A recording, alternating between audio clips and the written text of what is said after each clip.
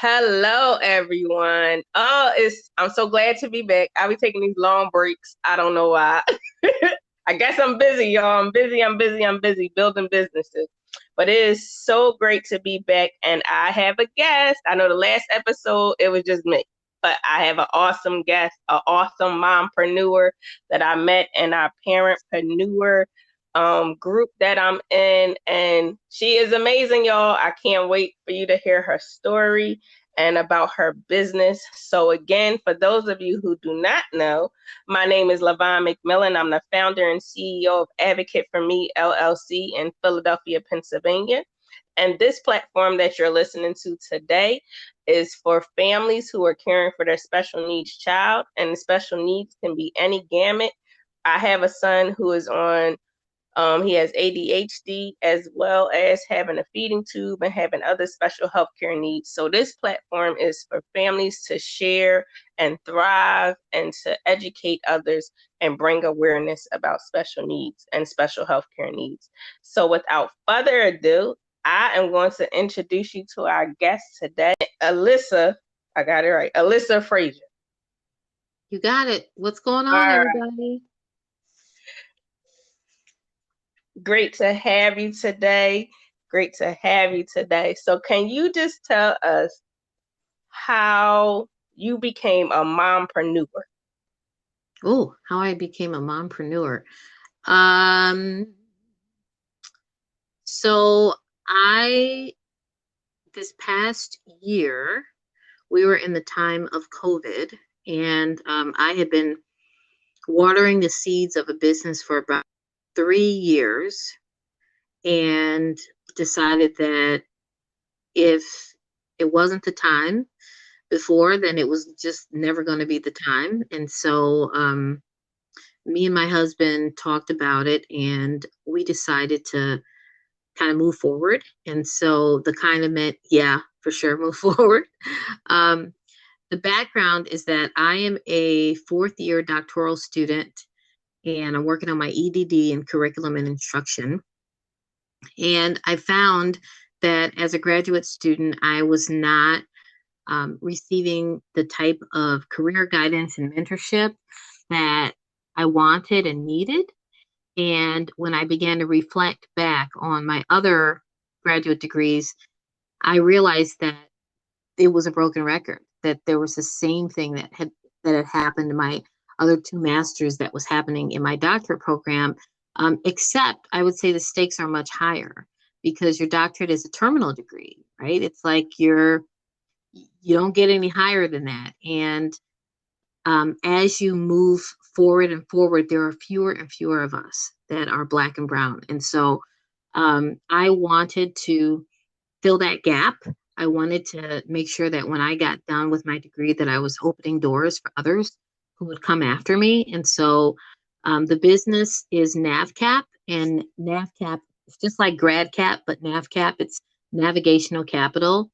And our mission is to help Black and brown grad students prepare for the career that they envision and the quality of life that they seek.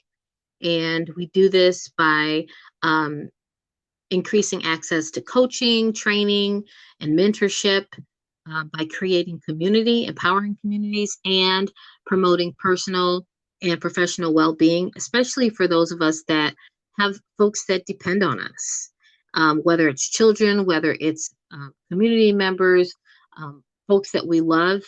You're not just in grad school, you're doing it for more than just you. And so that is um, where we're at. We are less than 6 months out, so we're very, very new.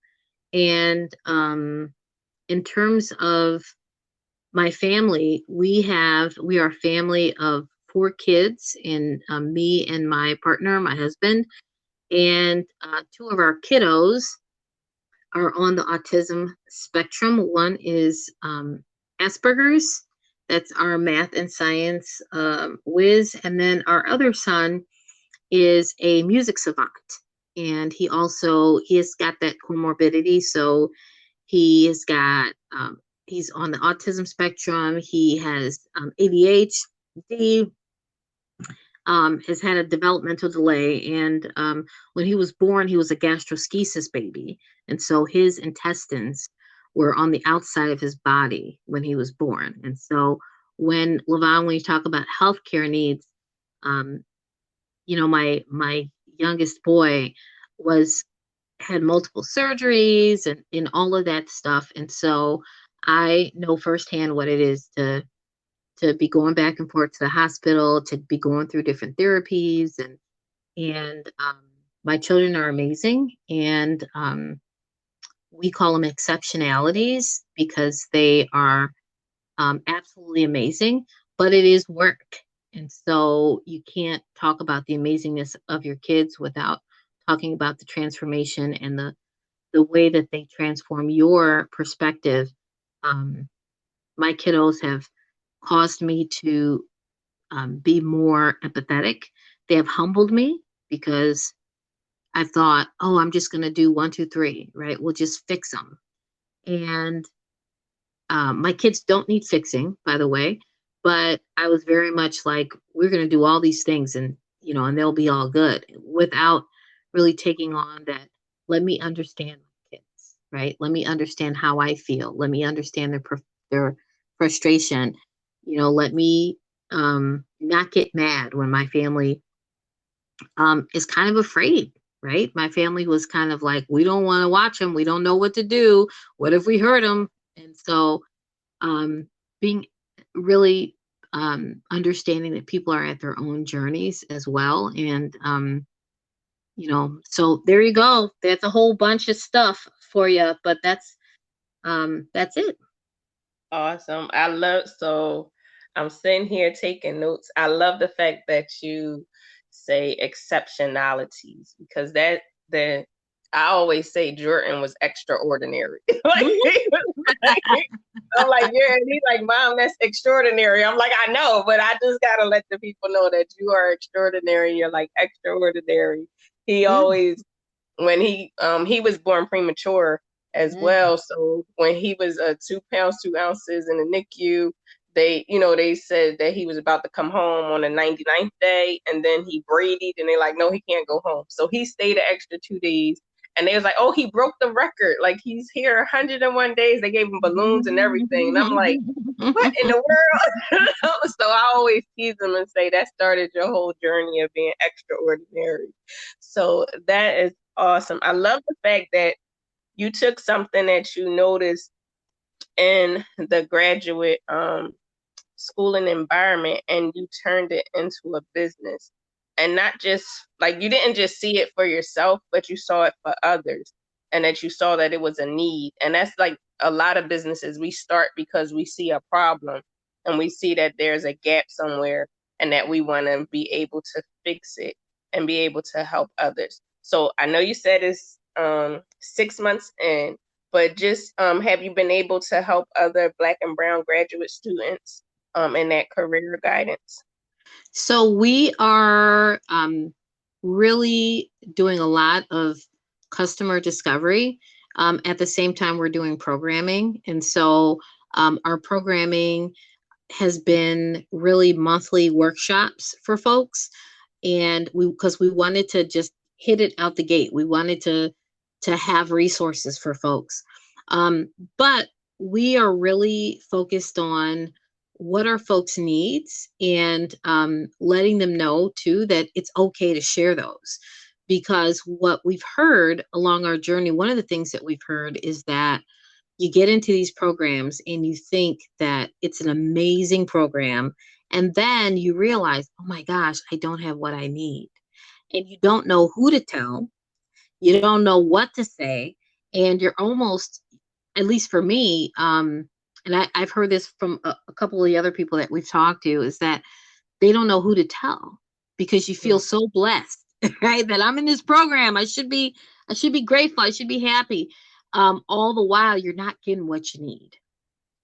And so to answer your question, yes, we definitely have been able to help folks, but really want to help more. And um, this fall, we are rolling out our our Grademy. which is our Graduate Student Success Academy.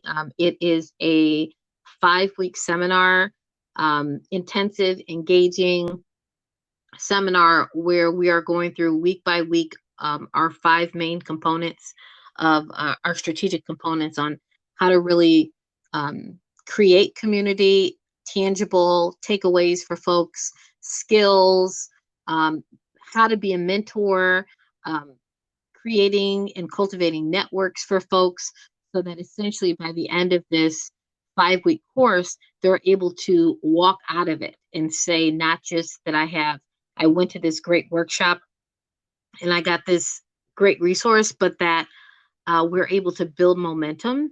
And as people are implementing the strategies that we have and using the resources, that they can come back and problem solve with us. And so we're really excited about that continuous improvement, because you know how it is. You can get something and be pumped up about it and then implement it.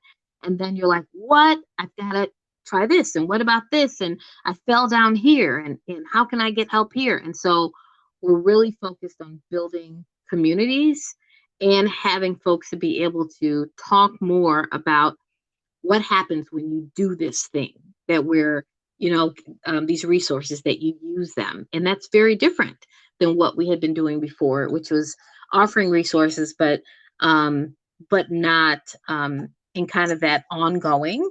And so we're excited about that. I'm trying to think, what else do we have on deck? We are also at the end of this month launching our Soul Collective podcast. And the goal of that is to have small, impactful conversations with industry experts around topics that really impact graduate students. And similar to this podcast, folks can listen to it while they're fixing dinner. Everybody's getting back, moving a little bit more out of COVID, just a little bit. So if you're in your car and you're listening, and really the goal is to take these tangible takeaways, these nuggets, and being able to say, let me try this thing that's being suggested. Let me give some feedback.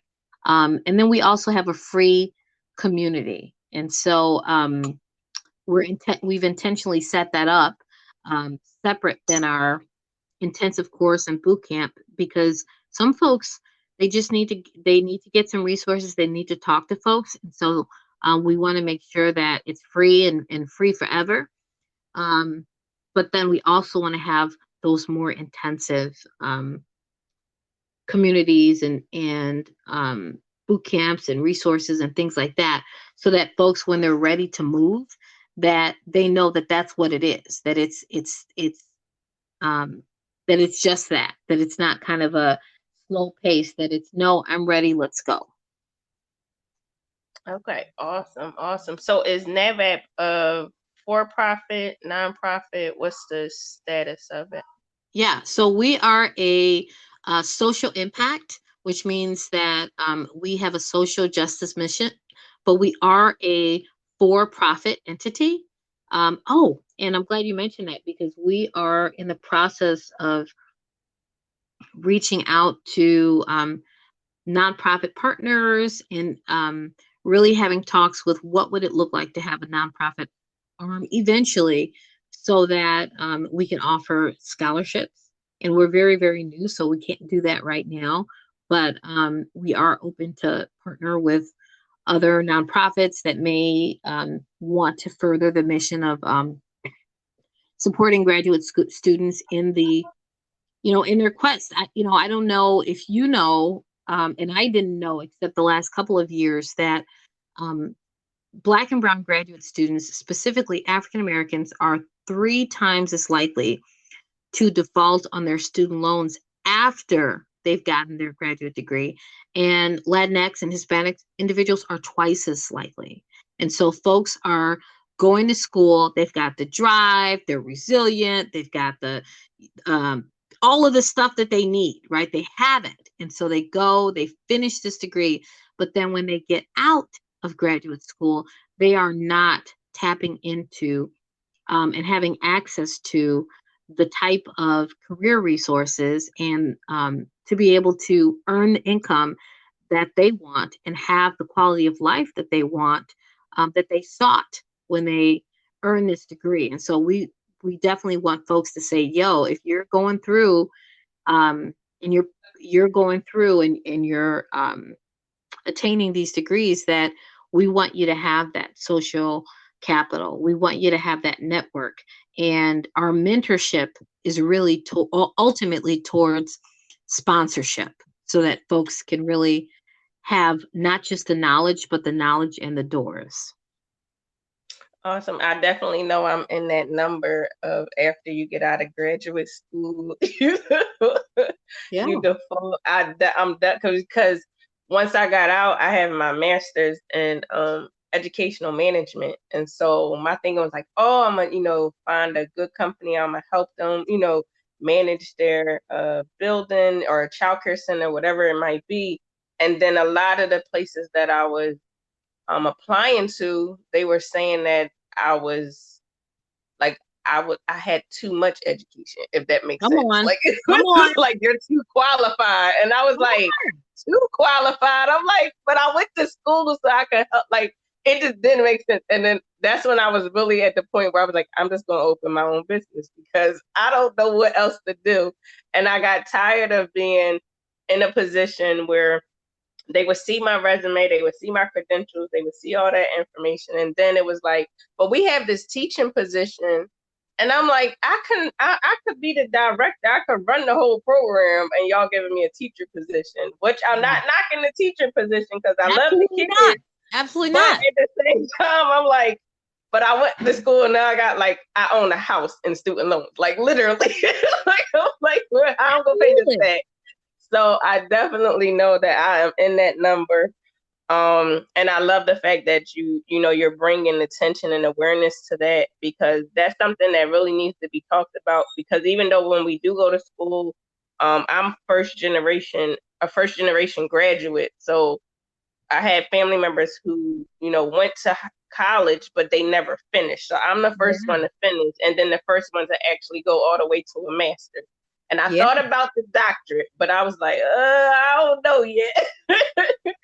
So I, with that experience, being the first in your family, not, knowing what to expect because you are the first, you're like opening up the door for others. So you want to make sure that everyone, like your generations that's coming behind you, that they're prepared much better than you was. So I just love the whole concept of your business and your company, and what you're bringing to the table for Black and brown graduates. Because once you come to that point and you come out of school and you, like you said, you're like geared up, you got everything that you need, and it's like you feel like that, that putting your foot on the brakes, and it's like, what do I do now? And it's like a big question mark. So kudos to you, and love the support from your husband of being able to start this business and bring the awareness to it. My next question is, so I know you and your family is in Chicago. So is it only for Black and brown graduate students in Chicago, or is it virtual? I know with the pandemic is no, not at all. And actually, that's one of the things that I want to lift up, is that the higher you get in terms of the specialized degree, the less folks you see who look like you. And so I was the only. And even though I have folks in my family who have gone to college, really, me and my sister were in school kind of at the same time. And we really strengthened our relationship over the last few years because of us going through doctorate programs. And I'm saying that because if I am the only one, right, I'm the sole Black female, right, and I'm in my program, if you're in another program, you might be the only one, right? And so imagine if you're the only one, or maybe the only one of two, having that larger community to say, hey, I've got a problem, can you problem solve this with me, is, it's so invaluable. And also, having the place-based, so knowing like what's happening in Chicago is one thing, but also what I'm learning as I've been reaching out is that some of the same issues that we see in Chicago are other places. I've met folks in Bmore. I've met folks in Inglewood and in California, and we have very similar. We have overlaps in our experiences, and so having that kind of national, building a bigger community nationally is really important for us to be able to provide the kind of supportive network. And it gives you a different lens because folks who don't have a similar background to you, they can say, hey, have you thought about it this way? Or hey, have you tapped into this resource? And if I live in Chicago, and Chicago's it's a big, small place, just like any city, right? You're like all these degrees of separation, but it might be great to tap into a resource that's in Cleveland, right? Or that's in Boston, or that's in San Antonio. It might be great to tap into a resource that may not be so local, right? That you can be a little bit more vulnerable, a little bit more candid with. Exactly, exactly. Because that's another thing. Just piggybacking off of what you said, I know the group that we're in with parentpreneurs, just like we're all in different areas, we're all in different cities, but just like when we do get together, it's like, well, what are you guys doing there in Chicago, and what are you doing in Philadelphia? And we're able to network. So I think just bringing that bigger platform and making it nationally would definitely benefit the graduate student. And then, do you assist with like careers, like which direction they should go in after they leave, after they get their doctorate or master's? Yeah, so we have an assessment where folks, when you get into the program, where we ask you questions about your industry, questions about adjacent industries, and we outreach to folks to get, um, depending upon your industry, to touch base with folks who are adjacent and to say, hey, what's been your path? And can you share your path with the graduate students that we have so that you can, even if you have a specific career path, you might end up doing something that's career adjacent, right? Where it's not exactly what you imagine, but where you can still have the impact and earn the income, and have the opportunities that you seek that maybe you didn't realize were possible. And then additionally, we talk to folks about, it's called our like surveying the landscape. And we work with graduate students to create a success plan. And part of that success plan is really surveying the resources that they have on campus and asking really specific questions, right? Because there are tons of services that are available. And even though they may not be designed for you, you can ask specific questions and create networks so that resources can be brought to you. So your campus may have university resources, which, as one, right, resumes and things like that. Whereas we would come in and say, hey, not only can you have resume support, but let's do LinkedIn support. Let's look at what's the language that's used in your industry. And again, what's the language used in your adjacent industry? Because if you have a degree and you have that one language set, right, there might be some amazing opportunities that are right adjacent to you, but because you don't speak that language, you're missing out on those opportunities. And so it's things like that where your program may or may not tell you. I know mine didn't. So things, you know what I mean? Things like that where you're like, wow, I didn't even think of.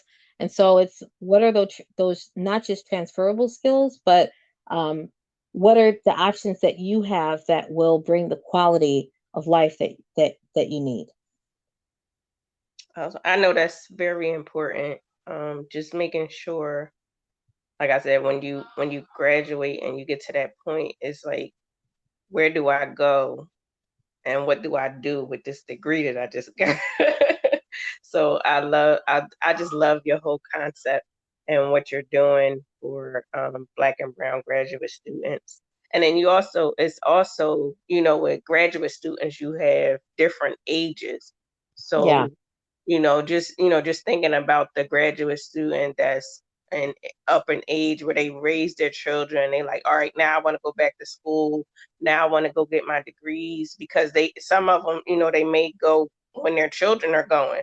I know when I went to Albright College and we had a dad and he was actually a grandfather. He Yeah. raised his kids, and then he was like but he wanted the whole experience of the college life. So he actually lived on campus with us, and it was quite interesting to have an actual parent grandparent Wow. on campus with us. But he wanted the full experience.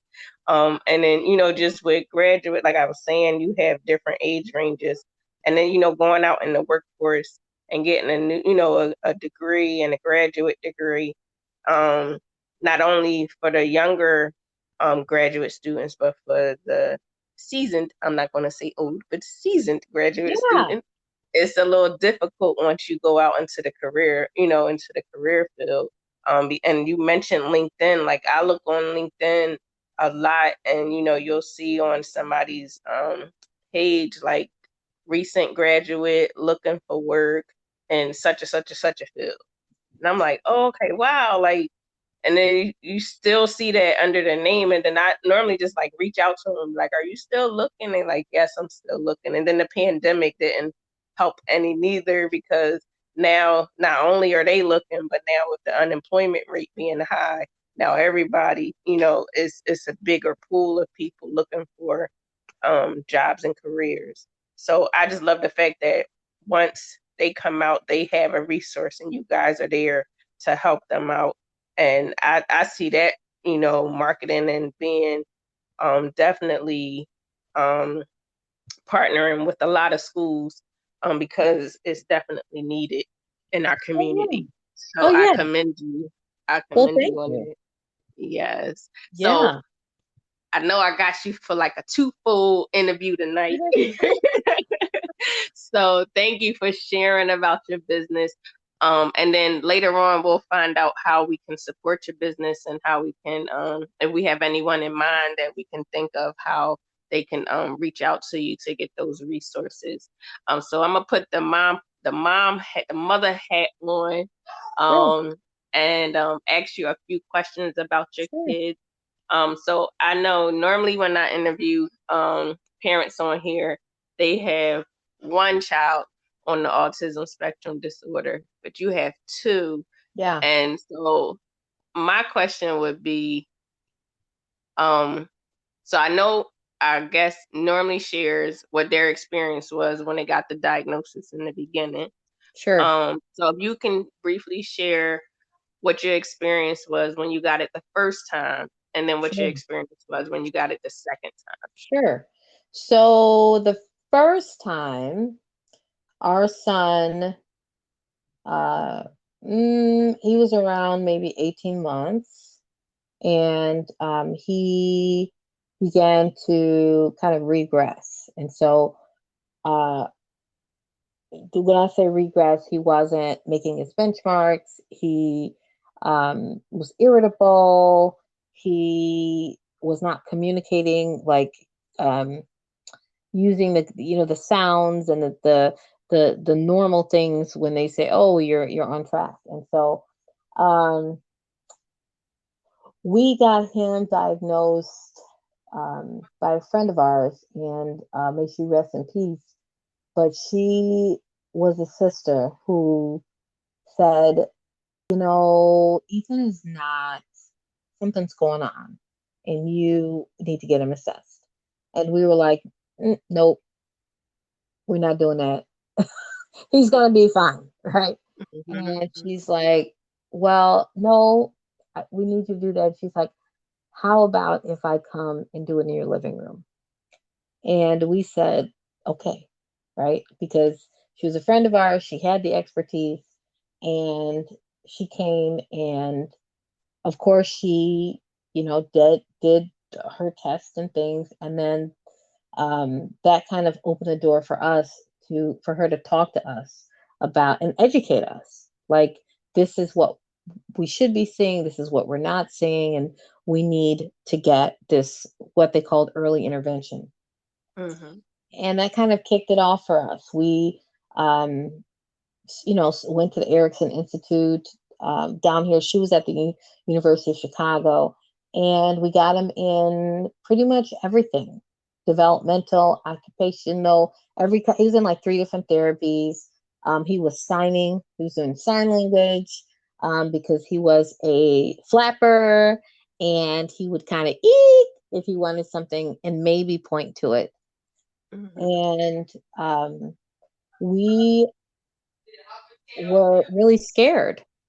We were scared because we didn't know what to do. We didn't know how to listen to him, how to react to him. We didn't know how to console him. And me and my husband really went through like almost split up because um, by the time our other son came along, which they are like a year and a half apart, um, we still had a young, we had a young son, right? So we had Mm-hmm. an older daughter, and she's 9 years older than. So we have a big girl, we have two boys in the middle, and then we have a young girl. And so when our other son, um, when I had him, he because he had health and physical um, issues, and the surgeries and the gastroschisis and all of that, we were trying to manage all of that, and it was really hard for us. And so for my husband, he was angry because he couldn't fix, he couldn't console, he couldn't protect us.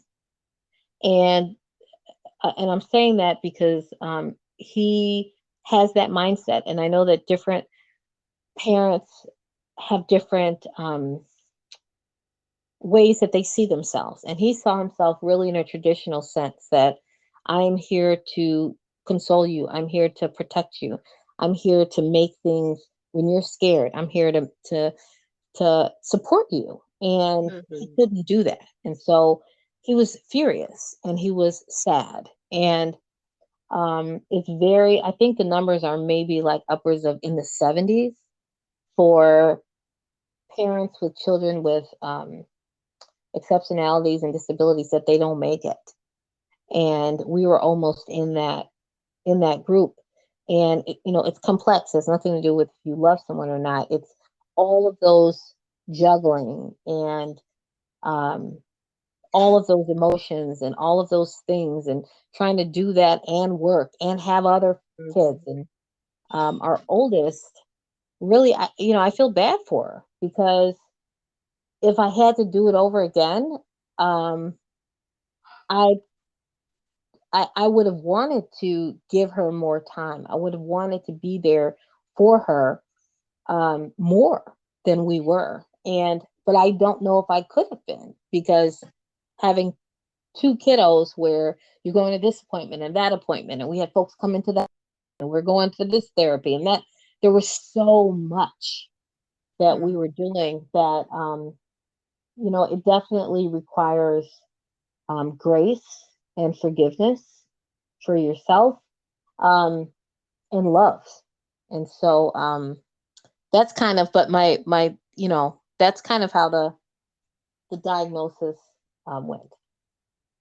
Oh, and so I know you said, like, you just piggybacked on the next question, which was awesome. Because I was just asking like the dynamics of the family, like, having a sibling with exceptionalities, and I'm gonna use your word, Yeah, yeah, yeah. and disabilities. And then and I totally understand. Unfortunately, I'm in that number now, that in that statistic of uh your marriage, not being able to push through and Oh, yeah. survive a lot of those, I don't want to call them struggles, but challenges It that is you go struggles. through Yeah, with it is. yeah, it is there.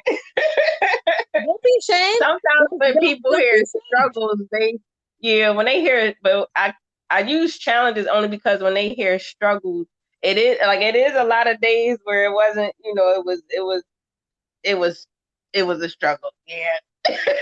And it Yeah. was, a lot of emotions, and everything was, put in place, and sometimes the kids saw it and then sometimes they didn't, and so it definitely was a lot going on.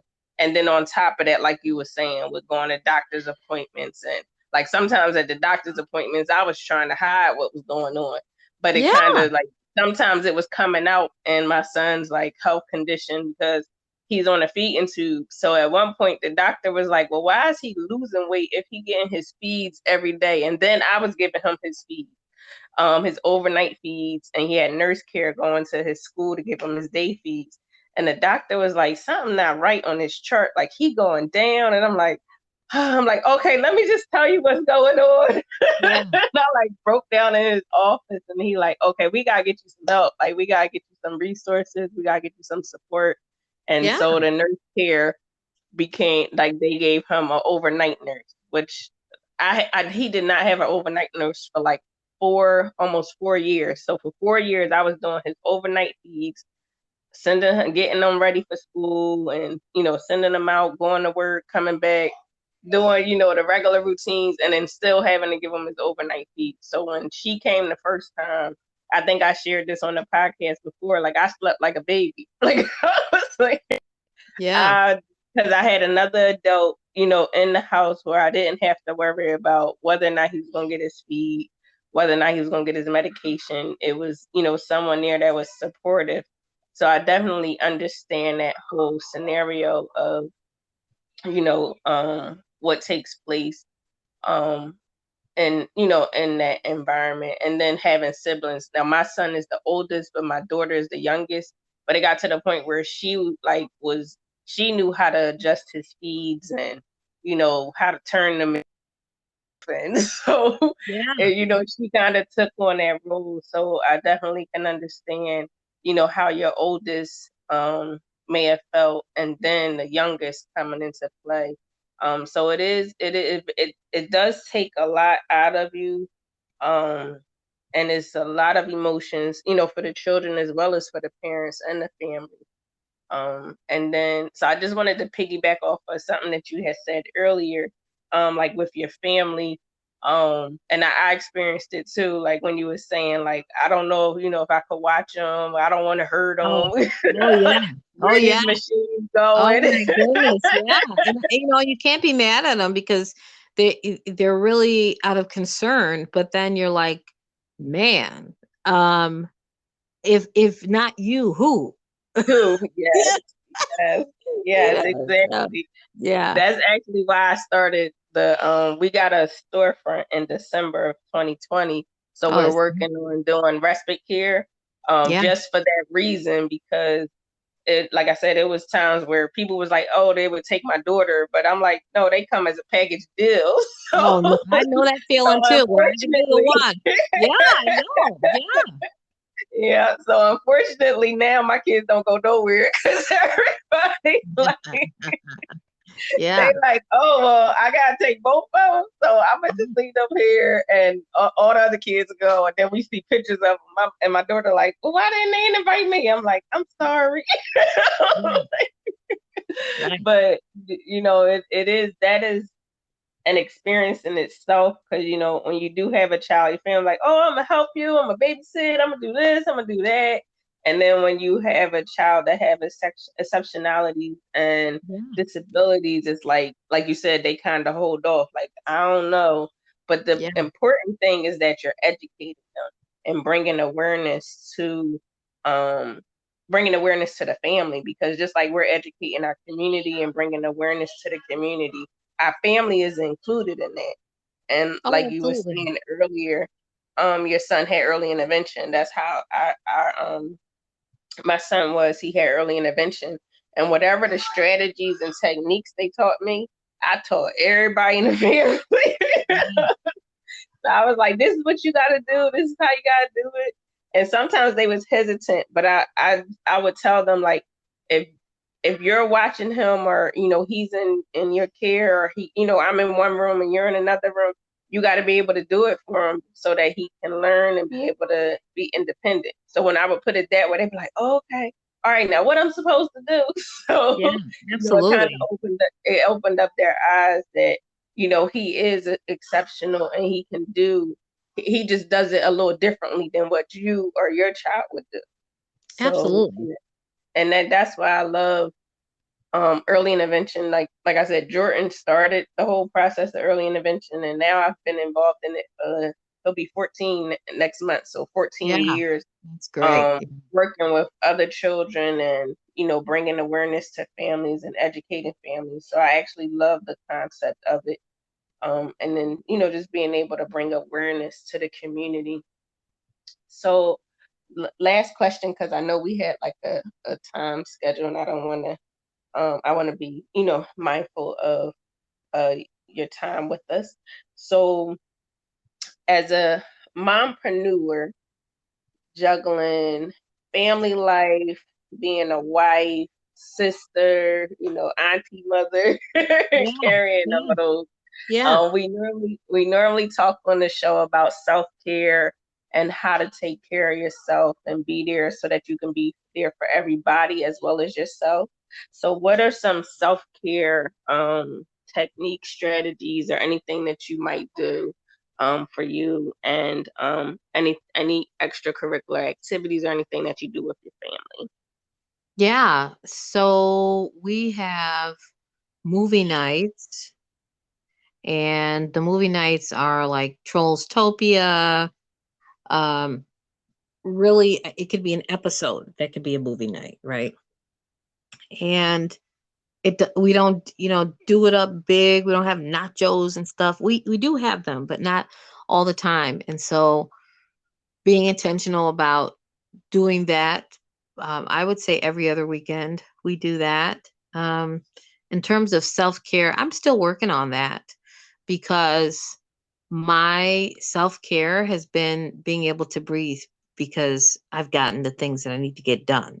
So I breathe Done. easy when Yes. when I've taken care of things. And so the taking care of myself more recently in the past maybe 3 weeks has been to um, get in bed and to um, kind of talk myself off the ledge. And off the ledge means that if it's after 10:30, I'm going to bed, no matter what's Mhm. happening. So no matter if I have more stuff to do, because I could easily work till midnight. Um, so cutting myself off so that I'm able to get sleep. And then when I wake up in the morning, I don't immediately look at my phone. I read the Bible. And so having time to just sit and breathe and do that um, without like a timer has Mhm. been really helpful for me. And I'm trying to think of what else has been. I've begun to. I invested in something, and I'm not trying to push them, but I invested in a program called Plexus. My girlfriend is a Plexus person, and she the thing that I'm doing is like their gut health. And so I'm explaining that because I have worked and kind of done a bunch of things and worried about a bunch of things and not ate very good. My gut health, like my insides, really need some a breather. Mhm. And that's the thing when you're always doing stuff. I wasn't taking care of what I was intaking in my system because that wasn't really important to me. It was important for me to eat, but not to take care. And so that it was a big deal for me to be like, I'm gonna buy this and then to actually take it. It's been just over a month, I should say. So I don't know if that's a full range of the self care was with for me was the decision that I could invest in something that would help me from the inside out, and then actually taking it and talking about it, like telling my husband, like, hey, like, I didn't take this, remind me, or hey, do you want to do this with me, or hey, like actively talking about it, so it wasn't like I'm doing this thing on the side, like being really um proactive about, like, this is what I'm doing, this is why I'm doing it, and taking care of that. The body that I have is, um it's just, like, it's the only one you got. So hopefully that helps you. Oh yes, yes, that's stuff. If you can send me the information for that, I know you wasn't promoting it, but I'm glad No, you I shared wasn't. I it. wasn't. But you asked, and I was like, "Oh man!" I was like, "This is one of those questions where I'm kind of on the burner because I still feel like I'm new to it, hmm and hmm it isn't a muscle that I've done a good job exercising and practicing, and so I'm in progress right now, going through it, doing it, and reminding myself every day, like, you got to do this. And that's awesome that you accepted it and that you said yes to yourself, because that's one thing that we don't do, Yep. because we're doing so much for others, is that we'll be like, oh, okay, like you said, like you'll ask your husband to remind you, or you told your family about it, so pretty much so that they can help you be accountable for it. That's it. Because That's it.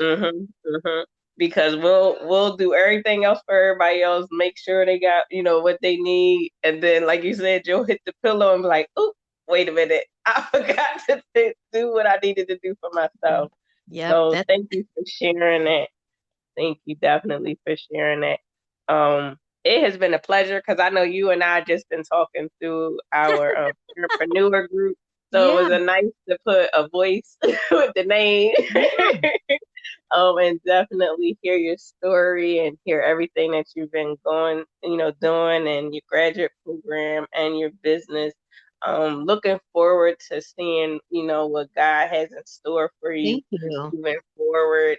Definitely, like I said before, you found a problem and you want to solve it so that the next person, I always say this for myself, so the next person don't have to go through what we went through.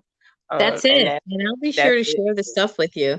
And you can just throw it in the show notes or whatever that you need. And happy to be a community and be a support. And it's great to be able to talk about your journey, because I don't think we do enough of that. Like, we think we're doing it alone and it feels alone, but um like, there's no shame in it. Exactly, exactly. And that's one of the things that, like, why I did the podcast, because before the pandemic, I was able to have like resources and like workshops, and parents would, contact me via email, and we would do like one-on-one coaching. But when the pandemic hit, it was like I didn't have an outlet for them to reach me. I'm like, I can't, we can't do face to face. We could do virtual. Yeah. But it was like, how am I going to get to the masses? And so that's why we started the podcast. And I definitely would say the guests that we've had on here, they are thriving. And they're, is how we teach our kids, like, no limits. Like, the parents definitely are showing no limits. Like, you're running your household, you're taking care of your kids, taking them to therapy, and starting businesses, and like it's just like awesome and amazing of what everyone is doing, from Philly to Chicago Yeah. and everywhere in between. So Yeah. and past it. But I'm definitely loving the podcast. Someone asked me, because I always tease everybody, like, my voice, I don't want people listening to me every day, all day, but I definitely, this was like a step out on faith. And I appreciate everyone that has come on and shared their experience and their journey on the Advocate for Me podcast. So if you can share with our listeners, so this is how we always end the show. Sure. If you can share with our listeners one thing that's on your heart And it could be, because I know I interviewed you for two different things. So it could be one Yeah, of each. One being a mompreneur and running your own business, starting a new business, and then the second, raising your children, and then, how you balance that. So whatever might be on your heart, I don't want to give you, what to say, but whatever's on your heart. And then after that, if you can tell our listeners how they can contact you, whether it's social media, sure, email, however they can contact you. sure. So I would say that one, forgive yourself if you mess up. But two, make sure that your children know that you care about them and that the people around you know that you care about them.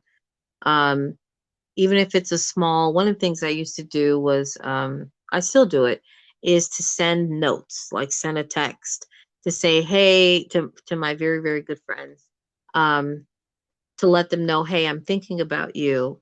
And even though I may not reach out every day, I need you to know that you've been on my mind, or I need you to pray for me, or I need you to think positive thoughts for me, because it reminds me that we are here to be in community together. And folks don't know what they don't know, right? So you got to tell them something, even if you don't want to tell them the whole everything, but you got to reach out and talk to folks in a way that feels comfortable and authentic to you.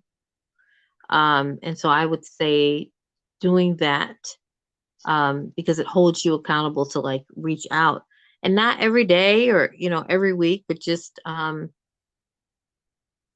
do that. And so that's one, reach out in small ways. And then the other thing is to really be able to be grateful, but to say the things that you want. And so my kiddos have exceptionalities, but there are things that they need to work on. So I get on them, right? You got to do this, this, and this. Or I want, putting the thoughts of my mind out there and saying, hey, it's okay for me to want something good for myself. So, and not feel guilty about it. So, though, that's what I would want folks to leave with, and that you've got what it takes. Your child or your kiddos, they have the right parent or parents. They do. You might not have tapped into everything that you got, but I my kids couldn't be anybody else's. They're mine. So and then in terms of where folks can reach me, um, we are on socials. We're on Instagram. We are NavCap World. NavCap, NAV as in Victor, CAP. NavCap like grad cap. So NavCap World on Instagram. And then our website is navcap.io instead of .com. And I think that those are the best ways to reach out. And for folks that are thinking about going to grad school, start early. As soon as you get in that program, or if you have folks that you know that are about to go into a master's or to go into a PhD program, have them tap in early. That's what I would say. Uh, and that's it. So hopefully, and if you know anybody, send them our way. And I believe that our success is our success, and that we can all rise and we can all do great collectively. Awesome. It definitely was a pleasure to have you on. Hopefully, when stuff open up a little bit more and I'll Yeah. be back in Chicago, I'll definitely hit you up so we can meet each other in person. Yeah, Um, absolutely. yes, yes. So I am excited and just like I got to know you a little bit more tonight. So just Yeah. definitely I'm excited about what you're doing, excited about, meeting another mompreneur who's, making a difference in her family as well as in her community. And I love the fact that the world is at the end of your end of the business name, NavCat World, Yeah. because we're I always say every day we're changing the world one day at a time. Yeah. So Yeah. definitely I'm loving it. Um To all the listeners, thank you for listening. Um, you can reach me at Advocate for Me on Facebook. So it's Advocate for Me and the number 2. I'm not the one in Australia, but I am in Philadelphia, Pennsylvania. And then you can follow me on Instagram, Advocate for Me _L McMillan.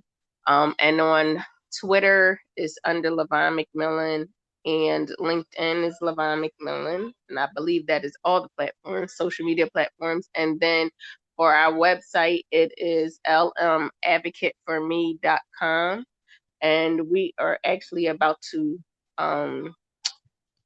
do some what's that, under construction on our website, because with me wearing a couple hats and being involved in a couple things, I'll kind of be, so Advocate for Me would be his own entity and Lavana be her own person. Yeah. So we'll be doing that soon. So if you see anything changes or anything that I offer as far as services and resources, just note that that might just be Lavon. And Advocate for Me is focused on helping families. So we thank you again for listening to us tonight. And just one thing that I've been thinking of the last couple of days is, just if you have a desire to do something and a will to do it and you're hesitant about it, just do it. Just step out on faith and do it. One, make sure you do talk to your family about it, but don't let them steer you away from it. Our parents and our family and friends, they try to, protect us in things that we want to accomplish and things that we want to do. But one thing that I did want to share with the listeners is, if anyone has a desire or a will to do something, whether it's for your child, whether it's for your family, whether it's for the community, and you're really passionate about it, just step out on faith and do it, because we've both did it, and we seen a problem, and we wanted to fix it, um, and that we want to make sure again that somebody doesn't go through what we went through. So Oh, definitely absolutely. thank you for listening and have a great time. Until then, peace and blessings.